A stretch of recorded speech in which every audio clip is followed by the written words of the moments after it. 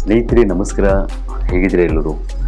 ಯಾರಾದರೂ ಮೊದಲನೇ ಬಾರಿ ನಮ್ಮ ಚಾನಲ್ ನೋಡ್ತಿದ್ರೆ ಈಗಲೇ ಸಬ್ಸ್ಕ್ರೈಬ್ ಮಾಡ್ಕೊಳ್ಳಿ, ಹಾಗೆ ಪಕ್ಕದಲ್ಲಿ ಕಾಣುವಂಥ ಬೆಲ್ ಐಕಾನ್ ಒತ್ತಿ, ಹಾಗೆ ಲೈಕ್ ಮಾಡೋದು ಮರಿಬೇಡಿ. ಯಾಕಂದರೆ ಲೈಕ್ ಮಾಡೋಷ್ಟು ನನಗೆ ಒಂದು ಹೊಸ ಸುದ್ದಿ ಮಾಡೋಕ್ಕೆ ಒಂದು ಇಷ್ಟ ಆಗುತ್ತೆ ಅಂತ ಹೇಳ್ತೀನಿ ಅಷ್ಟೇ. ಸ್ನೇಹಿತರೆ, ಈ ವಿಡಿಯೋನಲ್ಲಿ ನಾನು ಒಂದು ಅತಿ ಮುಖ್ಯವಾದ ಸಂದೇಶ ಮಕ್ಕಳ ಪೋಷಕರಿಗೆ ಕೊಡ್ತೀನಿ. ಅದರಲ್ಲಿ ತಂದೆ ಸ್ಥಾನದಲ್ಲಿರುವಂತಹ ಪ್ರತಿಯೊಬ್ಬರಿಗೂ ಈ ಸಂದೇಶ ಉಪಯೋಗ ಆಗುತ್ತೆ.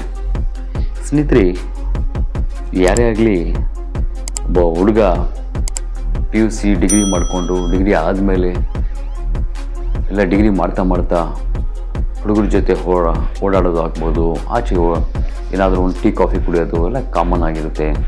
ಅದರ ಜೊತೆಯಲ್ಲಿ ವಿದ್ಯಾಭ್ಯಾಸ ಮುಗಿದ ಮೇಲೆ ಈಗಿನ ಕಾಲದಲ್ಲಿ ಸ್ನೇಹಿತರ ಜೊತೆ ಹೋಗೋದು, ಸ್ವಲ್ಪ ಡ್ರಿಂಕ್ಸ್ ಮಾಡೋದು ಒಂಥರ ಕಾಮನ್ ಆಗಿಬಿಟ್ಟಿದೆ. ಅವರು ಕುಡಿಲಿಲ್ಲ ಅಂದರೂ ಸ್ನೇಹಿತರ ಜೊತೆ ಹೋಗಿ ಆ ಚಟ ಕಳೀತಾರೆ. ವಿದ್ಯಾಭ್ಯಾಸ ಮುಗಿದ ಮೇಲೆ ಆ ಹುಡುಗ ಜಾಬ್ ಮಾಡ್ತಿರ್ತಾನೋ ಇಲ್ಲ ಜಾಬ್ ಮಾಡ್ತಾ ಇರಲ್ವೋ, ಅಪ್ಪನ ಜೋಬಿನ ಕಾಸಲ್ಲಿ ಓಡಾಡ್ತಾ ಇರ್ತಾನೋ, ಇಲ್ಲ ಆತನೇ ಸ್ವಂತ ಸಂಪಾದನೆ ಮಾಡ್ತಾ ಇರ್ತಾನೋ ಒಂದು ಜಾಬ್ ಮಾಡಿ. ಆ ಸಂದರ್ಭಗಳಲ್ಲಿ ಅಕಸ್ಮಾತಾಗಿ ಮಗ ದಾರಿ ತಪ್ಪೋ ಕೆಲಸ ಅಂದರೆ ಈ ಥರ ಫ್ರೆಂಡ್ಸ್ ಜೊತೆ ಸ್ನೇಹಿತರ ಜೊತೆ ಆಚೆ ಹೋಗೋದು, ಏನೋ ಒಂದು ಡ್ರಿಂಕ್ ಮಾಡ್ತಿರ್ತಾನಂದರೆ ಅದನ್ನು ನೋಡುವಂತಹ ಅಪ್ಪ ತುಂಬ ಸೂಕ್ಷ್ಮವಾಗಿ ಯೋಚನೆ ಮಾಡಬೇಕು. ತುಂಬ ಸೂಕ್ಷ್ಮವಾಗಿ ಯೋಚನೆ ಮಾಡಿ ಆ ಸೂಕ್ಷ್ಮವಾದ ಸಂದೇಶವನ್ನು ಮನೆಗೆ ಕರೆಸ್ಕೊಂಡು ಯಾವ ರೀತಿ ಹೇಳಬೇಕಾದ್ರೆ ಒಂದೇ ಒಂದು ಮಾತುಗಳಿಂದನೇ ಆತ ಬದಲಾವಣೆ ಆಗಬೇಕು. ಆ ರೀತಿ ಹೇಳಿದ್ರೆ ತುಂಬ ತುಂಬ ತುಂಬ ಆತನ ಜೀವನ ಪೂರ್ತಿ ನೆನಪಿಟ್ಕೊಳ್ತಾನೆ. ಆದರೆ ತಂದೆ ಸ್ಥಾನದಲ್ಲಿರುವಂತಹ ಯಾರಾದರೂ ಆಗಲಿ, ನೀವು ಸ್ನೇಹಿತರ ಜೊತೆ ನಿಮ್ಮ ಮಗ ಡ್ರಿಂಕ್ ಮಾಡ್ತಾ ಇರ್ತಾನೋ ಇಲ್ಲ ಎಲ್ಲೋ ಒಂದು ಆಚೆ ಹೋಗಿ ಅನವಶ್ಯಕತೆ ಹೋಗಿ ನಿಮ್ಗೆ ಇಷ್ಟ ಆಗದಿರೋ ಜಾಗದಲ್ಲಿ ಇರ್ತಾನೆ, ಇಲ್ಲ ಹುಡುಗಿ ಜೊತೆಯಲ್ಲಿ ಇರ್ತಾನಂತ ನೋಡಿದ ತಕ್ಷಣ ಕೋಪ ಬಂದು ನಿಮ್ಗೆ ತುಂಬ ಕೋಪ ಬಂದುಬಿಟ್ಟು ಅಲ್ಲೇ ನೀವೇನಾದರೂ ಹೊಡೆಯೋದಾಗಲಿ ಬೈಯೋದಾಗಲಿ ಮಾಡೋದು ದೊಡ್ಡ ತಪ್ಪು ಅನಿಸುತ್ತೆ ಸ್ನೇಹಿತರೆ.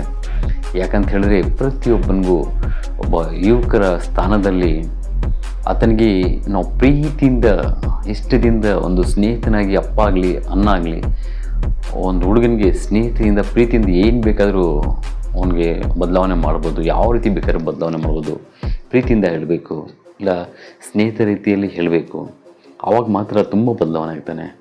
ಅದನ್ನು ಬಿಟ್ಟು ಏನಾದರೂ ಆತನಿಗೆ ಮನಸ್ಸು ಗಾಯ ಆಗೋ ರೀತಿಯಲ್ಲಿ ಸಮಾಜ ನೀವು ಹೇಳುವ ಸಂದೇಶಗಳು ಜನರಲ್ಲಿ ತುಂಬ ಆತನ ಮನಸ್ಸು ತುಂಬ ನೋವಾಗೋ ರೀತಿಯಲ್ಲಿ ಹೇಳಿದರೆ, ಪಬ್ಲಿಕ್ಕಲ್ಲೇ ಆತನ ಮರ್ಯಾದೆ ಹೋಗೋ ರೀತಿಯಲ್ಲಿ ಮಾಡಿದ್ರೆ ಆತನ ಜೀವನ ಪೂರ್ತಿ ಅದನ್ನು ಮರೆಯಲ್ಲ.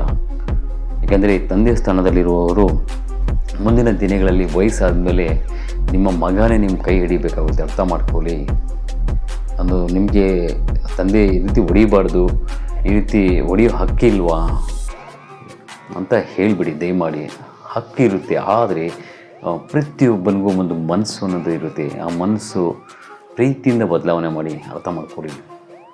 ಅವನು ಎಷ್ಟು ಕುಡುಕನಾಗಲಿ, ಅವನು ಎಷ್ಟು ಕೆಟ್ಟ ದಾರಿಯಲ್ಲಿ ಹೋಗಲಿ, ಪ್ರೀತಿಯಿಂದ ಮಾತಾಡಿದ್ರೆ ಪ್ರೀತಿಯಿಂದ ಬದಲಾವಣೆ ಮಾಡ್ಬೋದು. ಹೆಂಗ್ತವನಿಗೂ ತುಂಬ ದೊಡ್ಡ ಕಲ್ಲನ್ನು ಕೂಡ ಪ್ರೀತಿಯಿಂದ ಬದಲಾವಣೆ ಮಾಡ್ಬೋದು.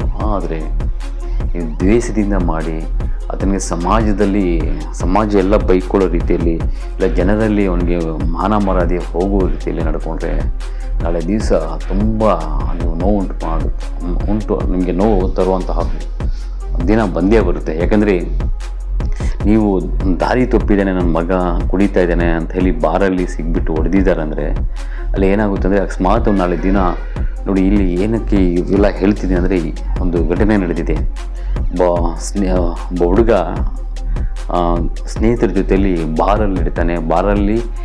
ಬಾರ್ಗೆ ಹೋಗಿರ್ತಾನೆ, ಒಂದು ಡ್ರಿಂಕ್ಸ್ ಪರ್ಚೇಸ್ ಮಾಡ್ತಾ ಇರ್ತಾನೆ. ಆ ಸಮಯದಲ್ಲಿ ತಂದೆ ನೋಡ್ತಾರೆ. ನೋಡಿದ ತಕ್ಷಣ ಹಿಂದೆ ಮುಂದೆ ನೋಡ್ದಂಗೆ ಅಲ್ಲಿಗೆ ಹೋಗಿ ಕಾಲಲ್ಲಿ ಹಾಕ್ಕೊಂಡಿರೋಂಥ ಚಪ್ಪಲಿ ತೆಗೆದು ಚಪ್ಪಲಿಂದನೇ ಚಪ್ಪಲಿ ತೊಗೊಂಡು ಕೈಯಿಂದ ಪಟ ಪಟ ಪಟ ಅಂತ ಹೊಡಿತಾರೆ. ಎಷ್ಟು ಹೇಳ್ತಾನೆ, ಅಪ್ಪ ಹೊಡಿಬೇಡಿ ಅಪ್ಪ, ಪ್ಲೀಸ್ ಹೊಡಿಬೇಡಿ, ಇದು ನಾನು ಕುಡಿಯೋಕ್ಕೆ ಬಂದಿಲ್ಲ, ನಮ್ಮ ಸ್ನೇಹಿತರು ತಂದು ಕುಡಿಯೋದ್ರೆ ತಗೊಂಡ್ಬರೋಕ್ಕೆ ಬಂದಿದ್ದೀನಿ ಅಷ್ಟೇ, ನಾನು ಕುಡಿಯಲ್ಲಪ್ಪ, ಪ್ಲೀಸ್ ಅಪ್ಪ ಹೊಡಿಬೇಡಪ್ಪ ಅಂತ ಕೇಳ್ಕೊತಾನೆ ಬಿಡಲ್ಲ. ಅಪ್ಪ ಜನ ಎಲ್ಲ ನೋಡ್ತಿದ್ದಾರೆ, ನಗ್ತಾ ಇದ್ದಾರೆ, ಮೊಬೈಲಲ್ಲಿ ವಿಡಿಯೋ ಮಾಡ್ತಿದ್ದಾರಪ್ಪ, ಏನು ಹೇಳಿದ್ರು ಕೇಳಲ್ಲ, ಚಪ್ಪಲಿ ತೆಗೀತಾರೆ, ಪಟ ಪಟ ಪಟ ಅಂತ ಹೊಡಿತಾನೆ ಇರ್ತಾರೆ. ತುಂಬ ಹತ್ಕೊತಾನೆ ನಾನು ಹುಡುಗ. ನೋಡಿ, ಈ ಹುಡುಗ ಹತ್ಕೊಂಡಿರೋ ತುಂಬ ನೋವುಪಟ್ಟಿರೋಂಥ ಹುಡುಗ, ಅವನು ಆಚೆ ಬರೋಕ್ಕೆ ಸಮಾಜಕ್ಕೆ ಭಯ ಬೀಳ್ತಾನೆ, ಹಿಂಗೆ ಆಯ್ತಲ್ವಾ ಅಂತ. ಅಕಸ್ಮಾತ್ ಅವನೇನಾದರೂ ಸೂಕ್ಷ್ಮವಾಗಿ ಯೋಚನೆ ಮಾಡಿ, ನಮ್ಮಪ್ಪ ನನಗೆ ಜನರ ಮಧ್ಯದಲ್ಲಿ ಈ ಥರ ಹೊಡೆದುಬಿಟ್ರು, ನನಗೆ ಮಾನ ಮರ್ಯಾದೆ ಹೋಗ್ಬಿಟ್ಟಿದೆ ಅಂಥೇಳಿ ನಾನು ಸೂಸೈಡ್ ಮಾಡಿಕೊಂಡ್ರೆ ಯಾರು ಹೊಣೆ ಅದಕ್ಕೆ ಅಲ್ವಾ?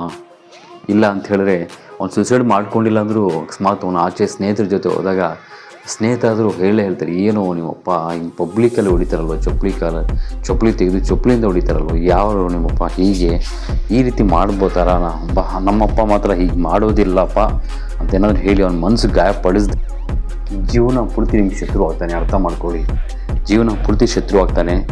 ಅಷ್ಟೇ ಅಲ್ಲ, ನಾಳೆ ದಿವಸ ನಿಮಗೆ ವಯಸ್ಸಾದ ಮೇಲೆ ನಿಮ್ಮನ್ನು ಕೈ ಹಿಡಿದು ಮಗು ಥರ ನಿಮಗೆ ಸಾಕುವ ಜವಾಬ್ದಾರಿ ಮಗನಿಗಿರುತ್ತೆ. ಆ ಸಮಯದಲ್ಲಿ ಕೂಡ ಅಕಸ್ಮಾತ್ ನಿಮ್ಮ ಮಗ ಏನು ಚೇಂಜ್ ಆಗಿಲ್ಲ, ತುಂಬ ಚೆನ್ನಾಗಿರ್ತಾನೆ, ಅಕಸ್ಮಾತ್ ನಿಮಗೆ ತುಂಬ ಚೆನ್ನಾಗಿ ನೋಡ್ಕೊತಾನೆ, ಒಳ್ಳೆ ಜಾಬ್ ಮಾಡ್ತಾನೆ ಅಂದ್ಕೊಳ್ಳಿ, ಈ ಘಟನೆ ನಡೆದಾಗ ಆವಾಗ ನಿಮ್ಮ ಮನಸ್ಸು ನೋವಾಗುತ್ತೆ, ತಂದೆ ಸ್ಥಾನದಲ್ಲಿರೋ ಅವ್ರಿಗೆ ನೋವು ಆಗೇ ಆಗುತ್ತೆ. ಅವತ್ತು ನಾನು ಸುಮ್ಮನೆ ನನ್ನ ಮಗನಿಗೆ ಎಲ್ಲರ ಮುಂದೆ ಚಪ್ಪಲಿಯಿಂದ ಹೊಡೆದಿಲ್ಲಪ್ಪ ಅಂತ ತುಂಬ ನೋವಾಗುತ್ತೆ. ಅವನು ಮರ್ತೋಗ್ಬಿಟ್ಟು ನಿಮ್ಮ ಕೈ ಹಿಡಿದು ನಿಮ್ಮ ಅನಾರೋಗ್ಯವಾಗಿರ್ತೀರ, ಕೈ ಹಿಡ್ಕೊಂಡು ಕರ್ಕೊಂಡ್ಬಿಡ್ತಾನೆ. ವಯಸ್ಸಾದಾಗ ತುಂಬ ಜವಾಬ್ದಾರಿಯಾಗ ನೋಡ್ಕೊತಾನೆ, ನಿಮಗೂ ನಿಮ್ಮ ಮನೆಯವ್ರಿಗೆ. ಅವಾಗ ಕೂಡ ನಿಮ್ಗೆ ಫೀಲ್ ಆಗ್ತದೆ, ನೋವು ಪಡ್ತಾ ಇರ್ತೀರ, ನೋವು ಪಡುವ ವ್ಯಕ್ತಿ ಆದರೆ. ಹಾಗಾಗಿ ಈ ರೀತಿ ಪಬ್ಲಿಕಲ್ಲಿ ಬೈಯೋದಾಗಲಿ, ಪಬ್ಲಿಕಲ್ಲಿ ಹೊಡೆಯೋದಾಗಲಿ, ವಯಸ್ಸು ಬಂದಿರುವಂತಹ ಗಂಡು ಮಕ್ಳಿಗೆ ಈ ರೀತಿ ಮಾಡಲೇಬೇಡಿ. ಗಂಡು ಮಕ್ಕಳಾಗ್ಬೋದು, ಹೆಣ್ಮಕ್ಳಾಗ್ಬೋದು, ಪಬ್ಲಿಕಲ್ಲಿ ಅವ್ರಿಗೆ ಹೊಡೆಯೋದು, ಪಬ್ಲಿಕಲ್ಲಿ ಅವ್ರಿಗೆ ಬೈಯೋದು ಮಾಡೋದ್ರಿಂದ ಕೆಲವು ಸೂಕ್ಷ್ಮವಾಗಿರೋ ಸುಸೈಡ್ ಮಾಡ್ಕೊಳ್ಳೋದು ಮಾಡ್ತಾರೆ. ಇಲ್ಲಾಂದರೆ ಇನ್ನೂ ಕೆಲವರು ಕೆಟ್ಟವರಾಗಿಬಿಟ್ಟು ಸ್ನೇಹಿತರು, ಏನೋ ನಿಮ್ಮಪ್ಪ ಹೀಗೆ ಮಾಡ್ತಾರೆ, ನಮ್ಮಪ್ಪ ಯಾವುದು ಹಿಂಗೆ ಮಾಡಿಲ್ಲ ಅಂತ ಹೇಳಿ ನಿಮಗೇನಾದರೂ ಅವನು ತೊಂದರೆ ಮಾಡೋಕ್ಕೂ ಹಿಂದೆ ಹೋಗಲ್ಲ, ಹೇಳೋಕ್ಕಾಗಲ್ಲ. ಆ ರೀತಿ ಘಟನೆಗಳು ನಡೀತಾ ಇರ್ತವೆ. ಹಾಗಾಗಿ ನಿಮ್ಮ ಮಗುಗೆ ಒಂದು ಸೂಕ್ಷ್ಮವಾಗಿ ಯೋಚನೆ ಮಾಡಿ ಮಾತಾಡಿ. ಈ ರೀತಿ ಚಪ್ಪಲಿ ತೊಗೊಂಡು ಹೊಡೆದಿರೋದು ಒಬ್ಬ ತಂದೆ ಒಬ್ಬ ಮಗನಿಗೆ ಇದು ಒಳ್ಳೆಯದಲ್ಲ ಅಂತ ನನ್ನ ಸಲಹೆ ಹೇಳ್ತಾ ಇದ್ದೀನಿ ಸ್ನೇಹಿತರೆ.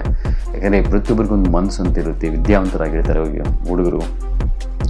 ಏನೋ ಸ್ನೇಹಿತರ ಜೊತೆ ಹೋಗಿದ್ದಾನೆ, ಮನೆಗೆ ಕರೆಸ್ಕೊಂಡು ಹೇಳಿದರೆ ಅವನು ಸರಿಯಪ್ಪ ತಪ್ಪಾಯಿತು ಅಂತ ಏನೋ ಹೇಳ್ತಿದ್ದ. ಆದರೆ ಬಿಡೋಪ್ಪ ಅಂದರೂ ಬಿಡದೆ ಹೊಡಿತಾ ನೋಡಿ ಪಬ್ಲಿಕ್ಕಲ್ಲಿ, ಅದು ಯಾಕೋ ಇಷ್ಟ ಆಗಲಿಲ್ಲ ಸ್ನೇಹಿತರೆ, ಇವರು ಹುಡುಗನ ಅಪ್ಪ ಮಾಡಿರೋದು. ಹೀಗಾಗಿ ಒಂದು ಜೀವನ ಪೂರ್ತಿ ನೋವು ಪಡಬಹುದು ಅಂತ ಹೇಳ್ತಾ ಇದ್ರ ಬಗ್ಗೆ ನಿಮ್ಮ ಮನಸ್ಸಿಗೆ ತಿಳಿಸಿ. ನಮಸ್ಕಾರ, ಧನ್ಯವಾದಗಳು.